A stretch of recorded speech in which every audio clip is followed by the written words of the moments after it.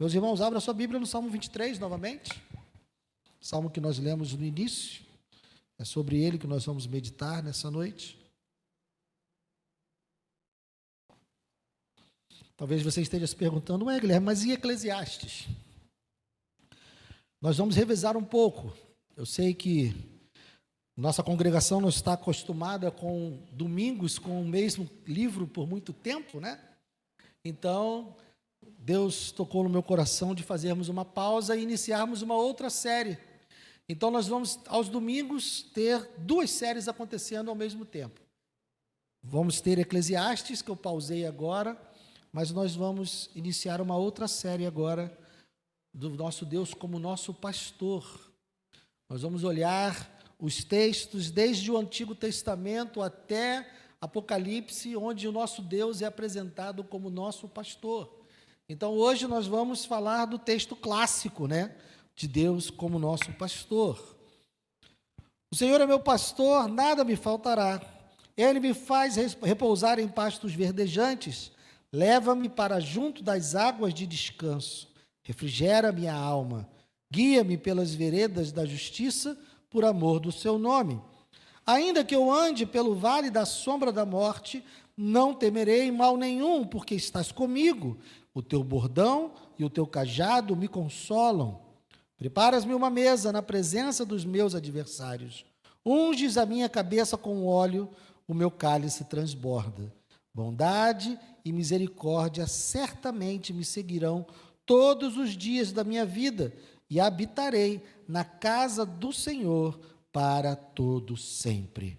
Pai amado, obrigado, Deus, pela tua palavra. Ajuda-nos, Senhor, nessa noite. Precisamos de ti, dependemos de ti para podermos ouvir e aprender da tua palavra. Que o teu Espírito nos guie, nos mostre, que o Senhor supra cada uma das minhas deficiências, cada uma das minhas incapacidades, ó Deus, e fale de modo sobrenatural, apesar de mim, pois a tua igreja precisa ser alimentada por ti. Então, ó Deus, é nisso que confiamos. Em nome de Jesus. Amém. Pode sentar, querido. Um salmo muito conhecido, um salmo que alguns costumam deixar a Bíblia aberta em casa, né, como se fosse algum tipo de amuleto, ou deixam no Salmo 23, ou deixam lá no Salmo 91. Eu já fui num estabelecimento comercial que a Bíblia estava dentro de uma caixa de vidro, na parede. Eu parecia um extintor, né? Se tiver um incêndio, você quebra o vidro e pega a Bíblia. Mas a Bíblia estava lá como se fosse um amuleto, mas o Salmo, a Bíblia, se ela não for lida, e mais, se ela não for entendida e praticada, ela é só um livro, como outro qualquer. Então, apesar da familiaridade do texto, eu queria que você pudesse mergulhar um pouco naquilo que Davi desejava comunicar ao povo e também aquilo que o Espírito Santo queria que Davi deixasse registrado para nós hoje. Porque, obviamente, Davi não tinha a mim e a você, quando escreveu esse salmo, em mente. Ele foi guiado pelo Espírito Santo para escrever um cântico baseado na sua vivência, na sua experiência, para compartilhar com seus irmãos, com o povo de Israel. Mas Deus, na sua infinita sabedoria, na sua inspiração que colocou na palavra, também tem algo a comunicar a nós. Então nós vemos que Davi começa o salmo falando de algo que é muito peculiar a ele. Por quê? Porque ele próprio foi um pastor de ovelhas. Ele próprio sabia o que era se dedicar a um rebanho, se arriscar por um rebanho, colocar a sua vida em risco para cuidar e salvar ovelhas que nem sempre estavam muito afim de fazer o que ele estava mandando fazer. Um pastor precisava correr atrás de ovelhas, colocar no lugar. Ele sabia que as ovelhas nem sempre estariam cooperando com o trabalho do pastor, mas isso não muda a responsabilidade, não muda o fato, não muda o compromisso do pastor com as ovelhas. Então ele começa descrevendo o Senhor como seu pastor, ele reconhece no trabalho de Deus, ele reconhece na maneira como Deus o trata e trata Israel, ele reconhece que Deus é um pastor.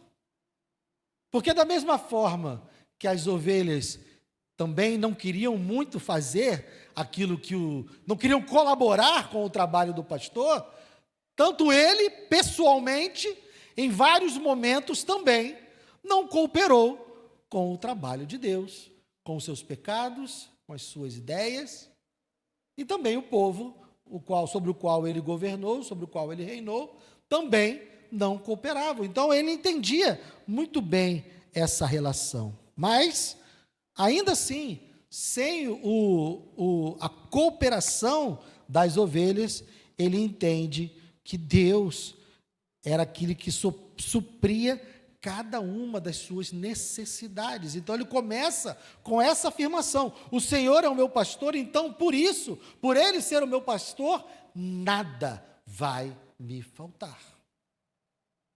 Então ele já começa declarando que Deus, como pastor, ele supre cada uma das necessidades.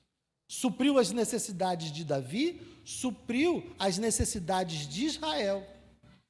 Não permitiu que Israel sucumbisse quando, aos olhos humanos, o natural seria que aquela nação não subsistisse, que ela não prevalecesse. Mas, ainda assim, ela prevaleceu.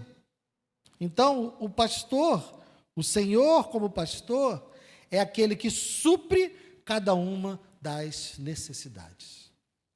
Depois ele reconhece também que esse pastor, esse Senhor, é aquele que guia o povo. Ele me faz repousar em pastos verdejantes, leva-me para junto das águas de descanso, refrigera minha alma, guia-me pelas veredas da justiça, por amor do seu nome.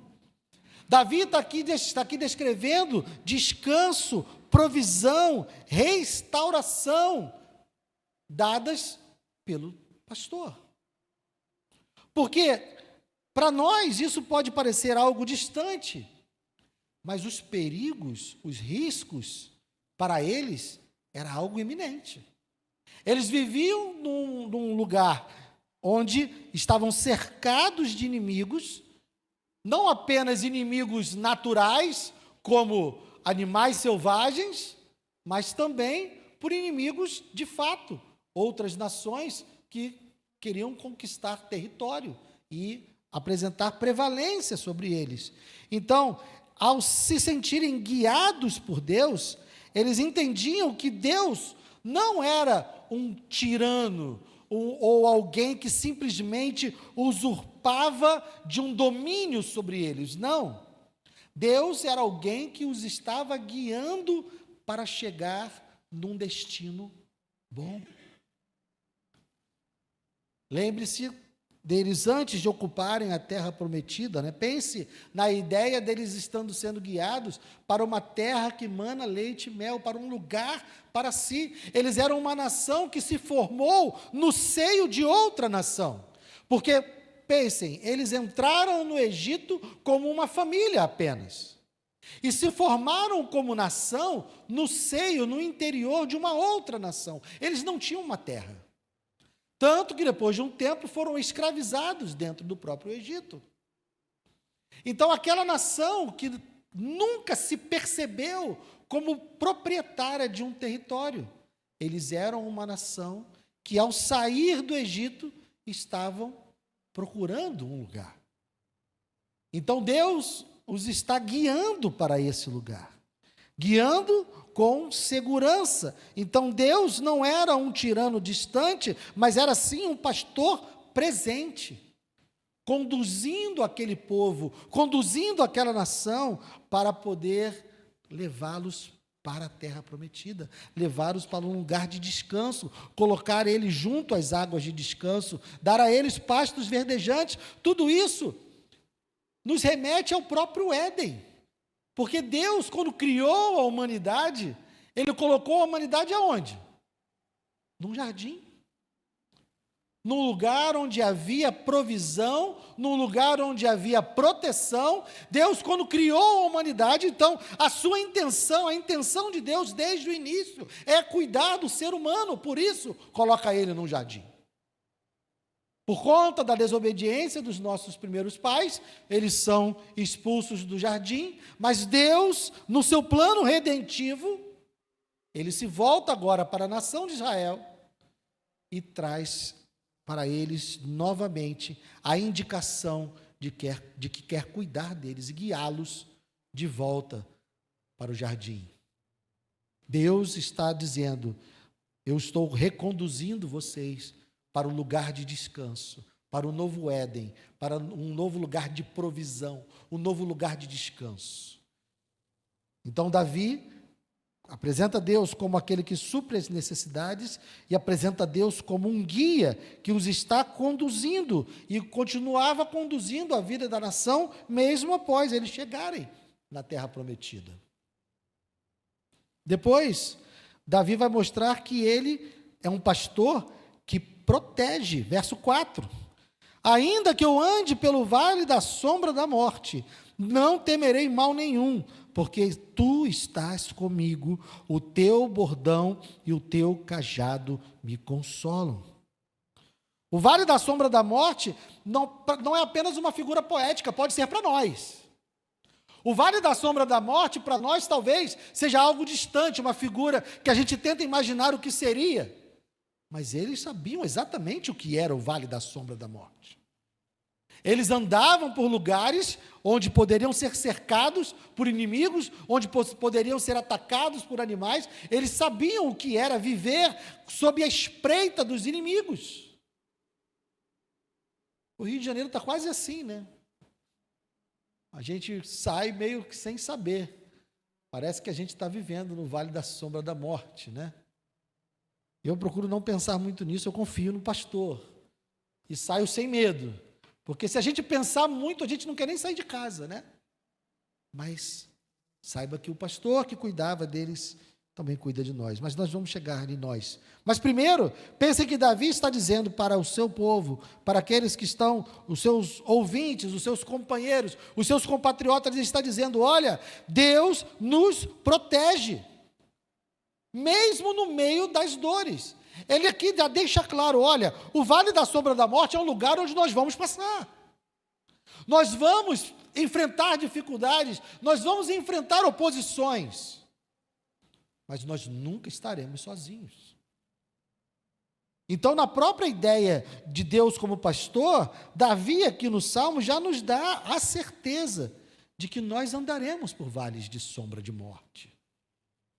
Ele está dizendo para o povo: olha, não há nenhuma promessa de Deus de que tudo seria dado de mão beijada, que não haveria nenhum tipo de dor ou de complicação.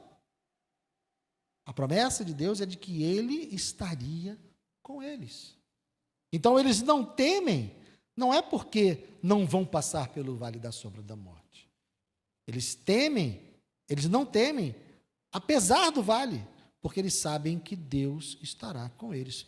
Então, a razão deles não temerem é porque Deus está com ele.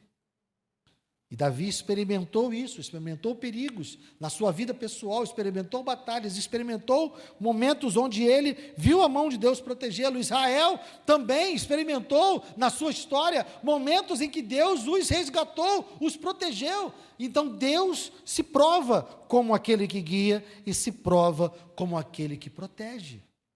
Então ele supre as necessidades, ele guia pelos caminhos e ele também protege. O Senhor, o Deus do Antigo Testamento, né, que tantos querem dizer que era um Deus severo, que era um Deus que simplesmente cuspia fogo e era fogo consumidor, Deus sempre foi gracioso. Não existe essa oposição, e eu já disse isso aqui várias vezes, em vários momentos, mas nunca é demais ressaltar: não existem dois deuses. O mesmo Deus do Antigo Testamento é o mesmo Deus do Novo. Nós não temos um Deus bipolar que é severo de um lado e gracioso em outro momento. Não, é o mesmo Deus. A mesma graça, o mesmo amor que você desfruta hoje, era desfrutado também por Israel no Antigo Testamento. Deus é gracioso. Ele disciplina, Ele guarda, porque o teu bordão e o teu cajado me consolam. Por quê? Porque para proteger, às vezes, é necessário. Olha, sai daí, puxa daqui. Qual pai, qual mãe nunca deu um tapa na mão do filho por conta de uma tomada? Qual pai, qual mãe que nunca repreendeu um filho para evitar que ele colocasse a mão numa panela quente ou mexesse no fogão, coisas desse tipo? Então, no processo de proteção, no processo de cuidado do pastor sobre a vida do seu povo, existe a necessidade de repreensão. Porque, como foi dito no início, as ovelhas não cooperam para o trabalho. Então, é necessário que ele vá arrumando. Em um momento ele vai usar o cajado, em outro momento ele vai usar o bordão, mas tudo isso ele vai fazer para cumprir o seu propósito de guiar o seu povo, de guiar o seu rebanho para os lugares que ele planeja. Então é ele que conduz, é ele que faz com que as ovelhas, com que o rebanho permaneçam no caminho. O bordão e o cajado são instrumentos que ele usa para conduzir e para corrigir, para que o povo ande em segurança. Então Davi está dizendo, olha, às vezes que o Senhor nos repreende, às vezes que o Senhor se acende em ira para nos corrigir, isso faz parte do trabalho dele como pastor. Isso faz parte do trabalho dele como nosso protetor. Isso é demonstração de amor. De novo, Hebreus nos diz, Deus repreende aqueles que ele ama. Quem vive sem repreensão é porque é filho bastardo. Então faz parte da proteção. Por fim, Davi vai apresentar o Senhor como pastor que supre e honra. A partir do verso 5, ele muda um pouco a metáfora e sai um pouco do campo e se adentra nos castelos e nos banquetes.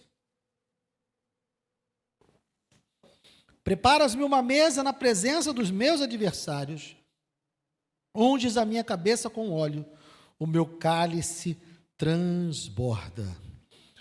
Aqui, Davi, trazendo essa figura, ele está falando de um Deus que supre as necessidades, mas que também honra. Ele está falando aqui não apenas de comida na mesa, ele está falando de comunhão. Ele está falando aqui de uma presença real, de nós termos a hospitalidade divina. Deus convida o seu povo a sentar-se à mesa com ele. Não é uma liderança distante, não é uma liderança que está com o povo lá e eu aqui, não. O que Deus quer desde o início, desde a criação, e aí nós podemos de novo voltar ao Éden. O que Deus quer é relacionamento. Lá no Éden ele vinha na viração do dia para ter com Adão e Eva. Ele queria sempre, desde o início, ter comunhão. Essa comunhão é quebrada, de novo, por conta do pecado dos nossos primeiros pais.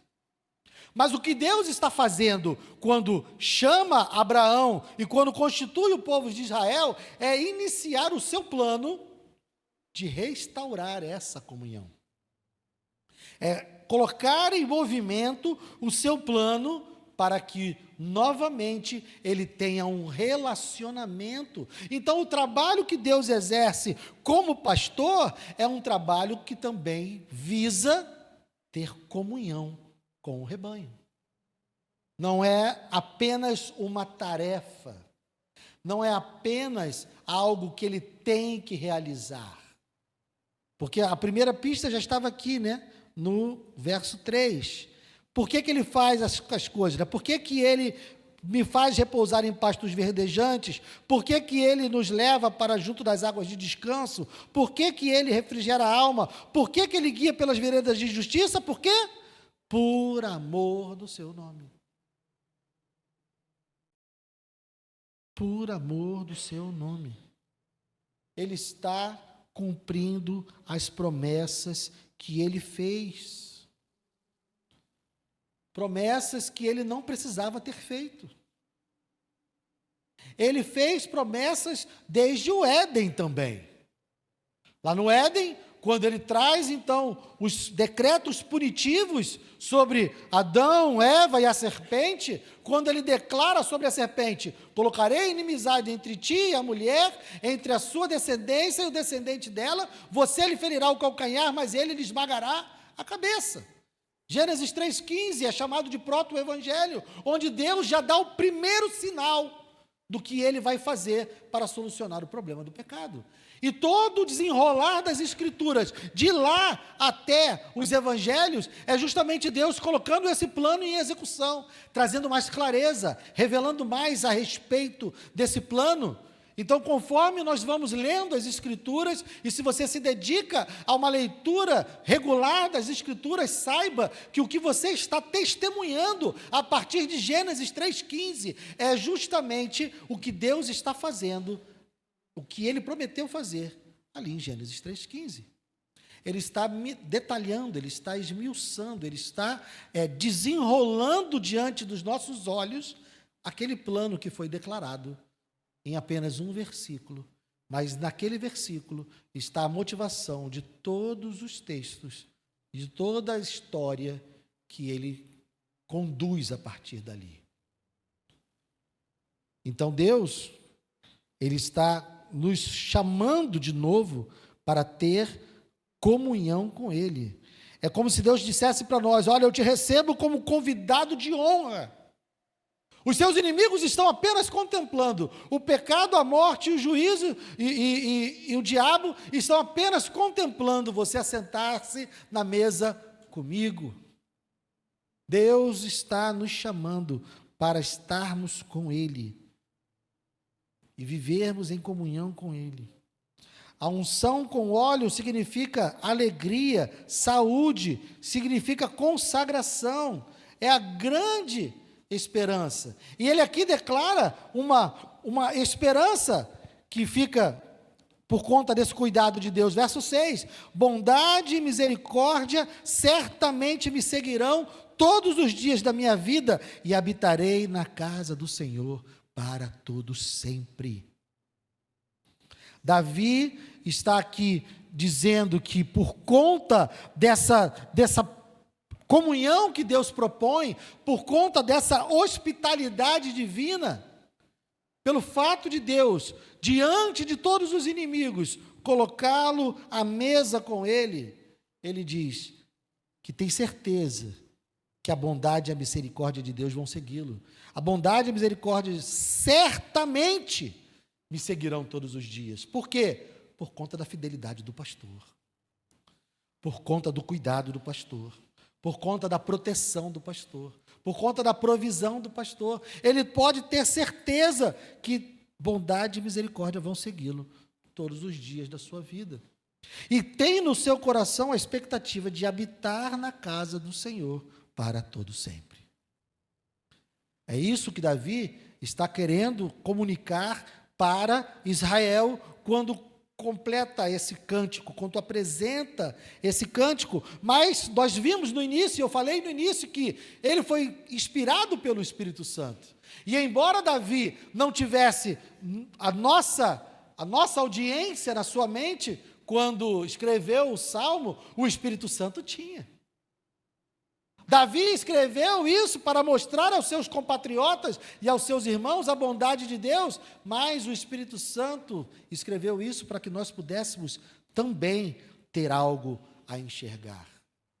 Mas nós estamos numa posição ainda mais privilegiada do que a de Davi, Porque aquilo que Davi esperava, aquilo que Davi no seu coração nutria como esperança, nós já sabemos que aconteceu. Davi, ao descrever o Senhor como pastor, ele não sabia, mas estava descrevendo o próprio Cristo. João capítulo 10.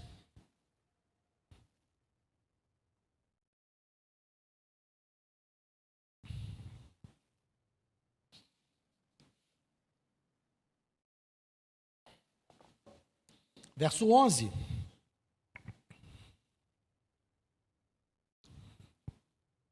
Vamos ler todos juntos? João, capítulo 10, verso 11. O que está escrito aí? Eu sou o bom pastor. O bom pastor dá a vida pelas ovelhas.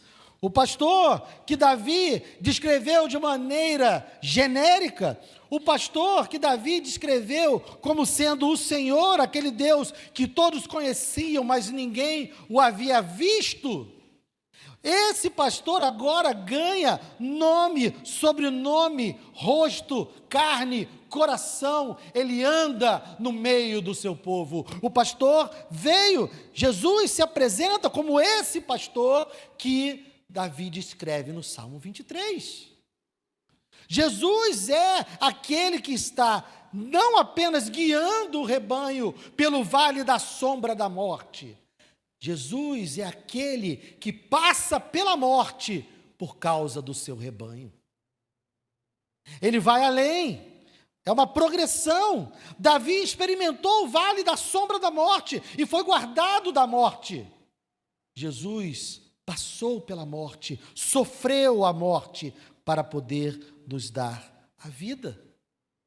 Onde Davi fala de uma mesa posta como uma figura apontando para a hospitalidade e para o cuidado e a comunhão de Deus, Jesus nos dá a mesa do seu corpo e do seu sangue, para que nós pudéssemos ter ideia do tamanho e da profundidade dessa comunhão.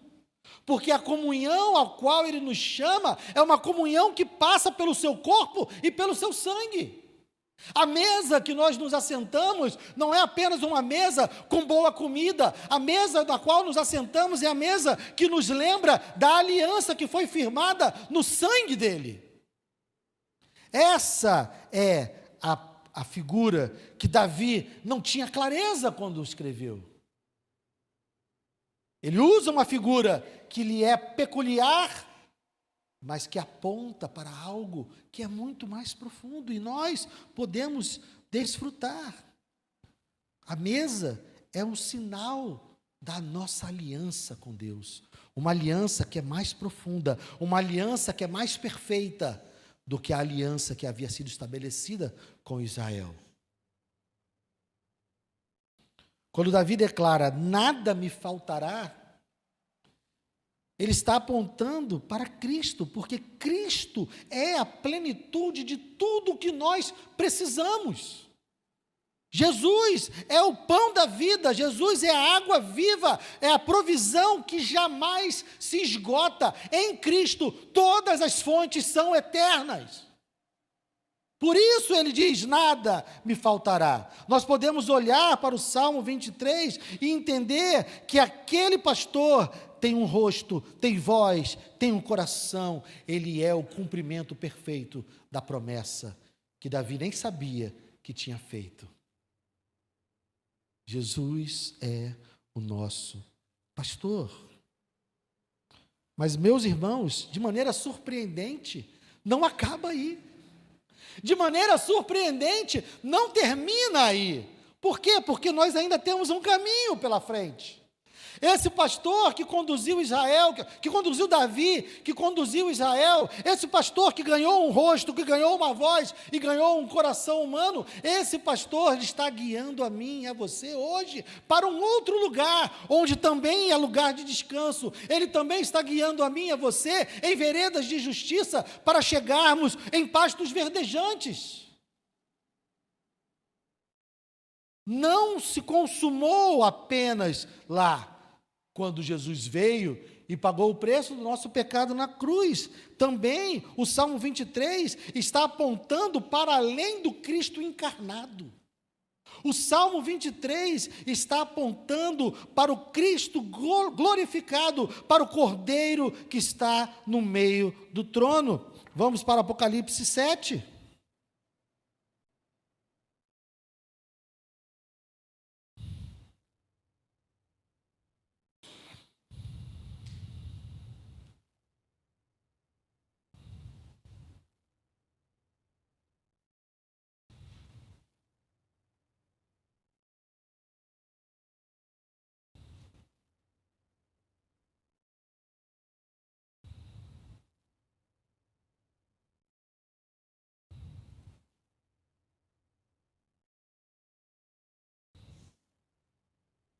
Vamos ler a partir do 14, a partir do 13. Um dos anciãos tomou a palavra e me perguntou: quem são e de onde vieram esses que estão vestidos de branco? Respondi: o Senhor sabe. Então ele me disse: estes são os que vêm da grande tribulação, que lavaram suas vestes e as alvejaram no sangue do Cordeiro. Por isso estão diante do trono de Deus e o adoram de dia e de noite no seu santuário. E aquele que está sentado no trono estenderá sobre eles o seu tabernáculo. Jamais terão fome, nunca mais terão sede, não cairá sobre eles o sol, nem qualquer outro calor forte, pois o Cordeiro que está no meio do trono fará o quê? Os apacentará e os guiará para as fontes da água da vida, e Deus lhes enxugará dos olhos toda lágrima. Vejam, meus irmãos, o Cordeiro vai nos apacentar. Quem apacenta é o pastor. O Cordeiro de Deus, o Cordeiro que deu a vida por nós, ele nos apacentará. O Cordeiro também é o pastor. O sacrifício também se torna aquele que nos guia, e ali no fim não vai haver mais vales da sombra da morte. Ele está nos guiando para lá, Ele está nos levando, não haverá mais lágrima, habitar na casa do Senhor, que Davi diz: eu vou habitar na casa do Senhor para todo sempre. Ele não tinha ideia, ele achava que o templo, que a casa do Senhor, era algo que o ser humano iria construir, ele achava que seria algo semelhante ao tabernáculo. Mas nós sabemos que nós estamos sendo conduzidos por Deus para habitarmos numa cidade que não é feita por mãos humanas. Nós estamos caminhando para a Nova Jerusalém, para morarmos com Deus por toda a eternidade, como Davi declara no final do Salmo 23. Então, meu irmão e minha irmã, o Salmo 23 não é apenas um consolo para hoje.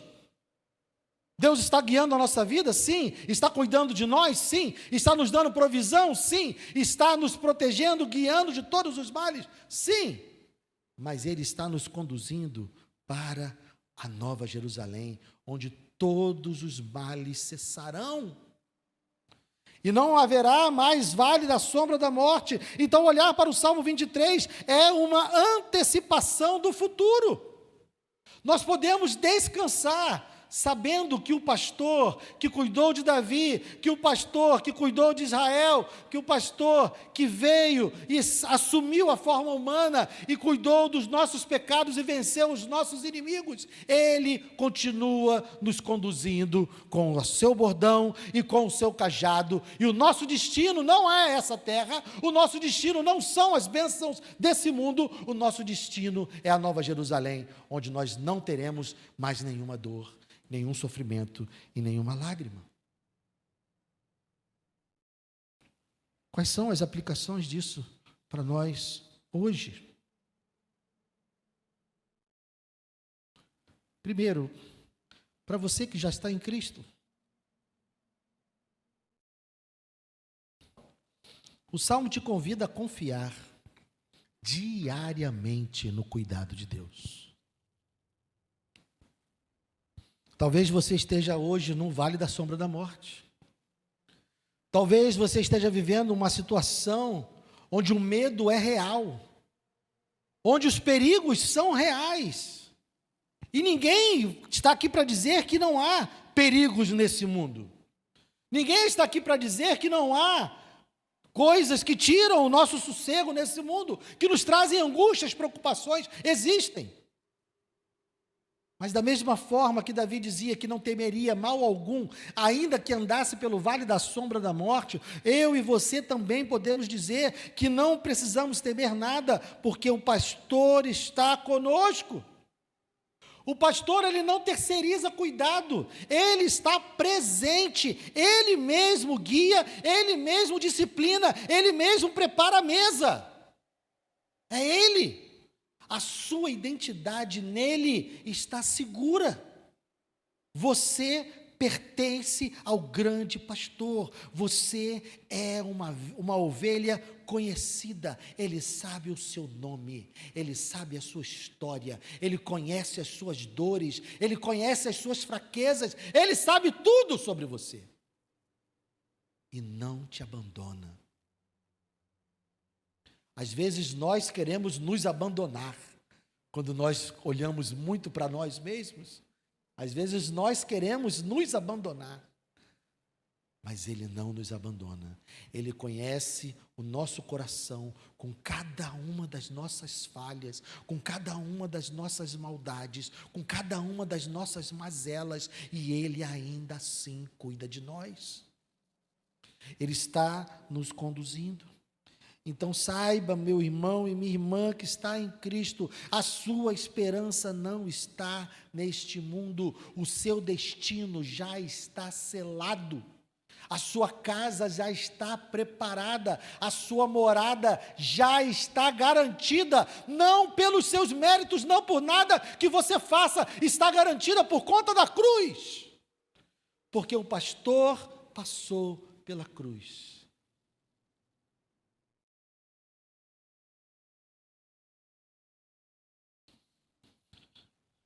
Se você quiser ter um conhecimento um pouco mais profundo sobre o quanto nós estamos seguros na nossa salvação, veja a mensagem do pastor Gilson hoje pela manhã. Ele fala sobre isso. Inclusive, ele abre o culto com o Salmo 23, eu até me assustei quando ele abriu o culto com o Salmo 23, eu falei, ai meu Deus. Para você que está aqui nessa noite, que talvez ainda não tenha entregue a sua vida ao Senhor Jesus, que ainda não tem essa garantia, que ainda não conhece a Cristo, saiba que esse salmo também foi escrito para você.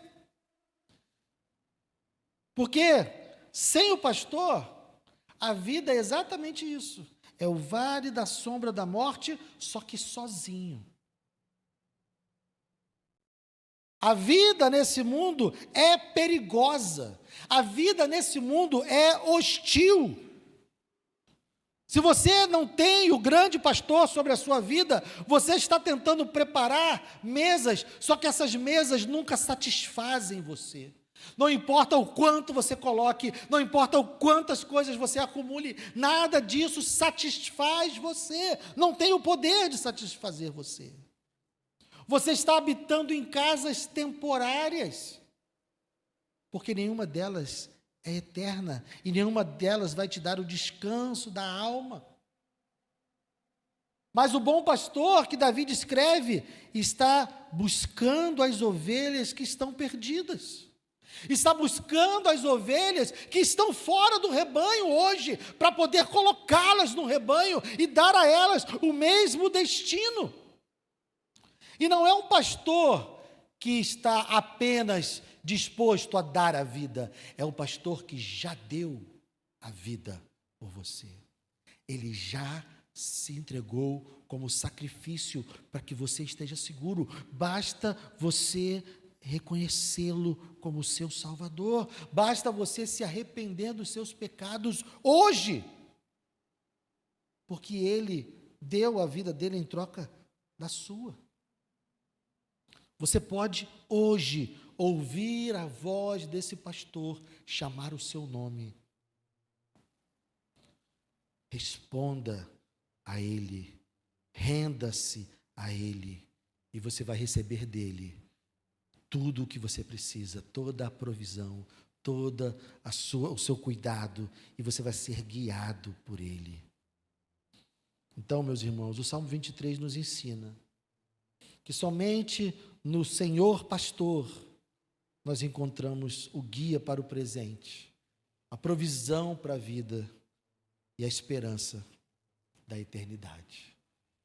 Amém? Vamos participar da mesa para a qual nós fomos convidados. Vamos desfrutar da hospitalidade do Deus Criador.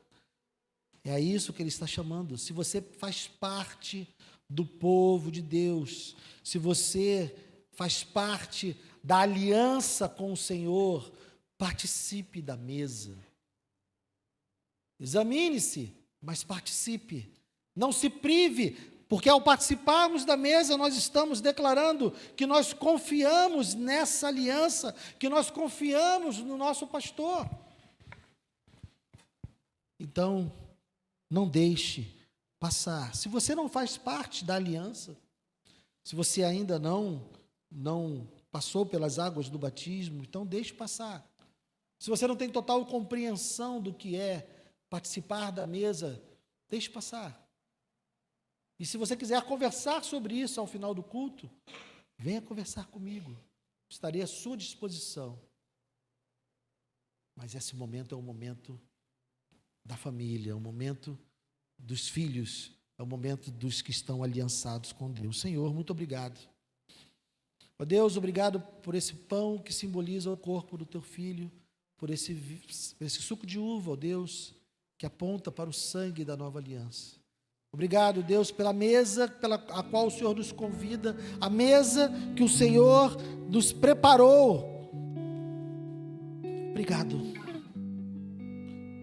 Que nós possamos ser, ó Deus, lembrados todos os dias dessa aliança, que não foi planejada por nós, não foi nem mesmo executada por nós. É algo que o Senhor nos deu graciosamente. Muito obrigado por isso, Senhor. Queremos desfrutar da tua companhia, da tua comunhão, todos os dias da nossa vida. Obrigado. Em nome de Jesus. Amém e amém.